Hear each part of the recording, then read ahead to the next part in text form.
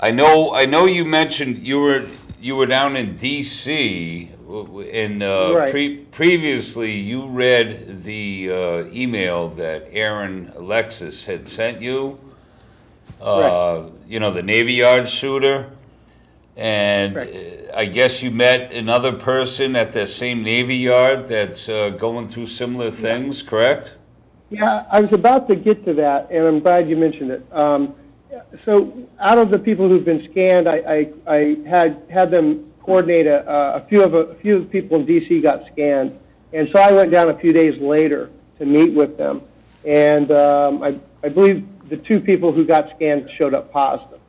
One of them had worked in the White House as a clerical secretary and whatnot, but for various reasons, politically and whatnot, she was targeted and implanted. So another person I want to give more attention to is a gentleman by the name of Robert Newton, and he lives in Washington, D.C. He has all his life, and he worked as an auditor, a subcontractor, not a military enlistee, but an auditor at the Navy Yard in Washington, D.C. That's just right in downtown D.C. And when he arrived, he essentially was doing fine for a time being until he essentially whistleblowed on his supervisor and said that what she was doing wasn't wrong, and also asked for accommodations because he has some cognitive abilities. So he, under any circumstances, and even pursuant to the Navy guidelines, he was entitled to the accommodation. But when he was also subjected to, you might say, sexual harassment for quite some time, leading up until the implants, which I'm going to ultimately tell you about. So for a while, he was subject to sexual harassment, and got to realize that the people here at the Auditor General's office, clear up into the Auditor General himself, were involved with some rather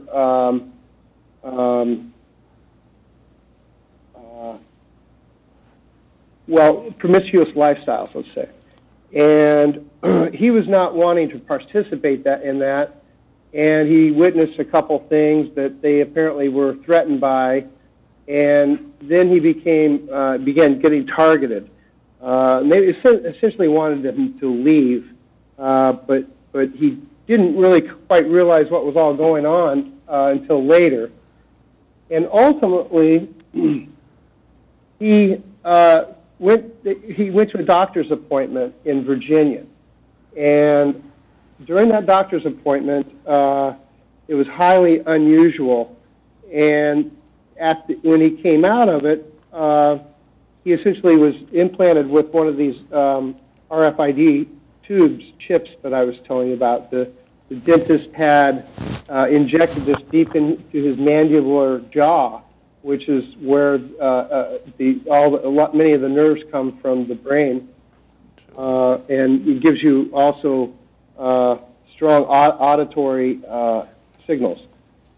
So after that time period, he began feeling or experiencing what we call voice-to-skull technology, meaning they were able to send audible sounds to his mind where we couldn't hear it. They're infrasonic, I believe, and but he can hear them, and then also they can hear what he's hearing. And these chips are so advanced that they can see what he's seeing and project images into his mind. And so they can essentially record everything he's seeing. So these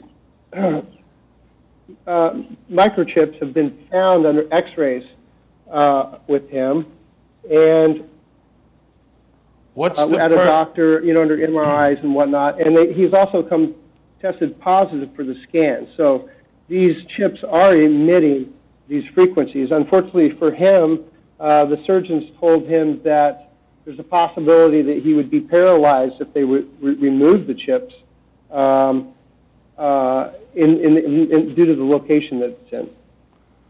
So, Shawn, yes. Shawn, what's the purpose of this torment to all these people? What's their purpose?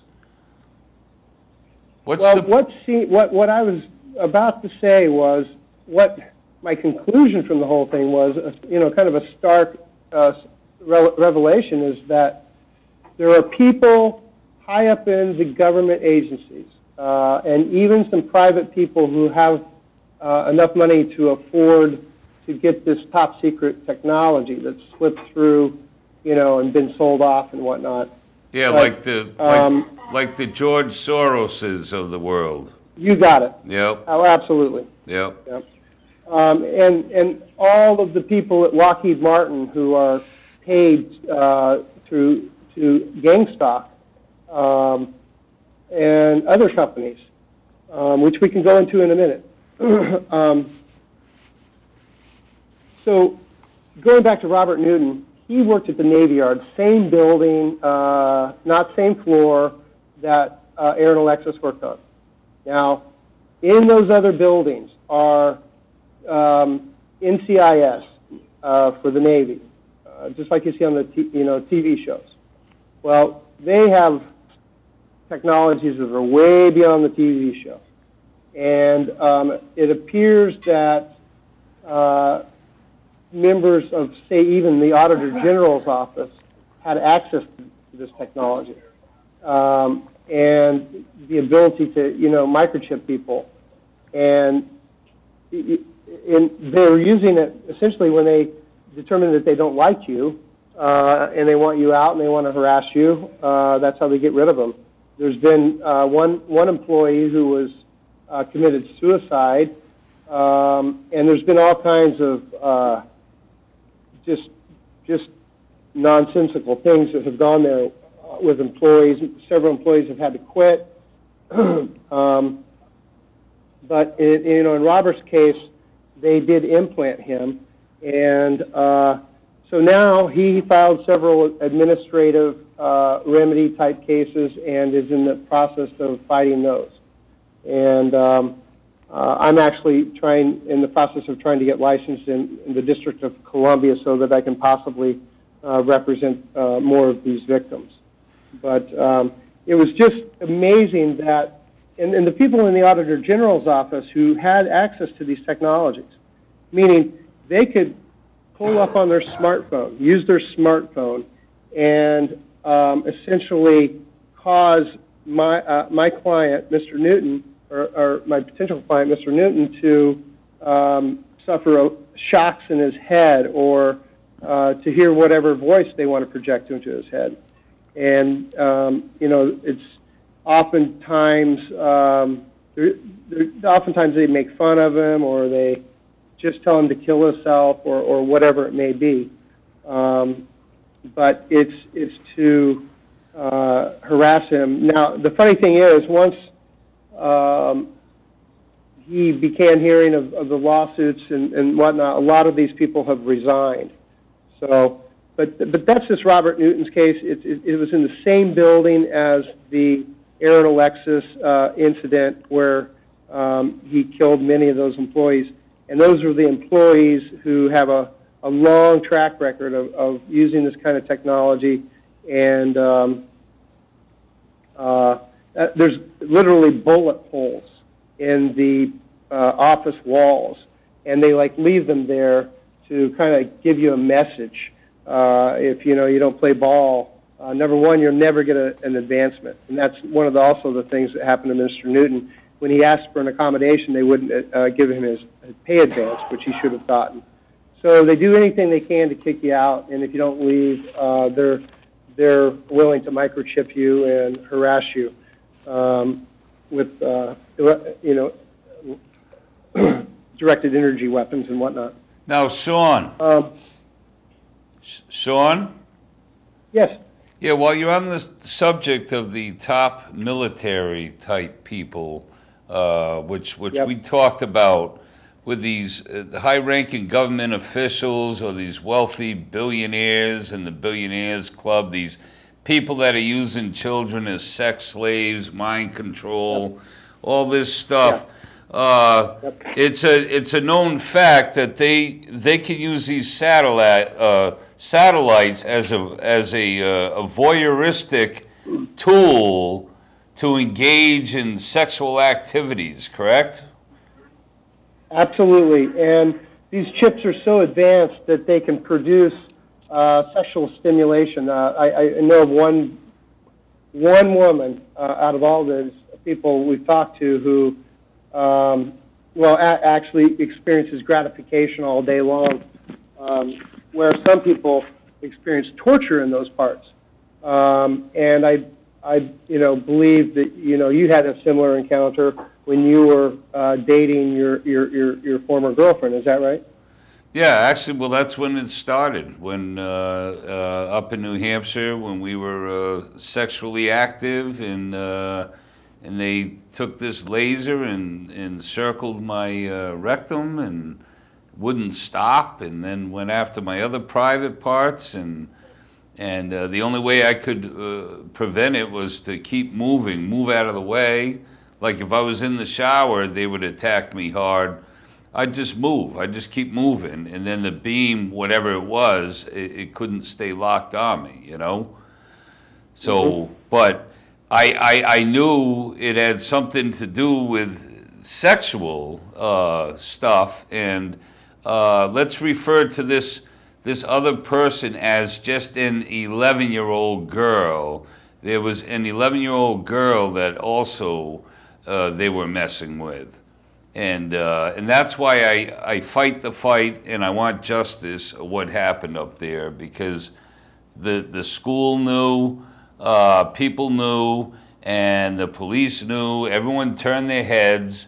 And Shawn, it's a serious crime, and I'm not giving up. And even if it's Howie Mandel or my cousin Danny Woodburn, the midget, whoever it is, I don't care. I want him in jail.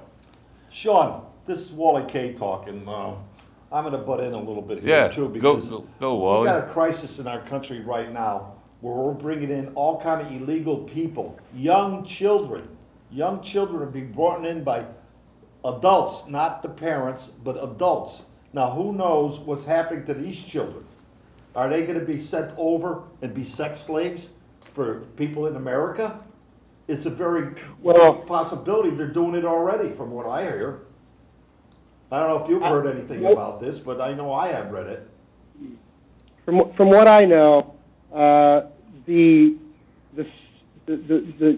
childhood sex trade in the United States is profound, and it runs throughout the Catholic Church and through the military. And it's almost, they've been weeding out good generals and good higher commanders. Essentially, if you're not part of the whole sex slave trafficking, if you're objection to that, you're not going to get advanced.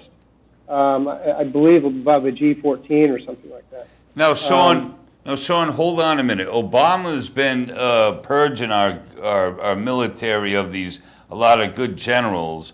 So, exactly. so there's a very strong connection that these generals also wouldn't go along with this child sex slave, child sex trade activities, correct? Correct. And one of the persons who I got my most, what I would consider firsthand, believable information was from a gal who served in the military for quite some time, and she said that this went back to her service in the early 90s. This has been going on a long time. And she said that she was at the Air Force Base in Germany, and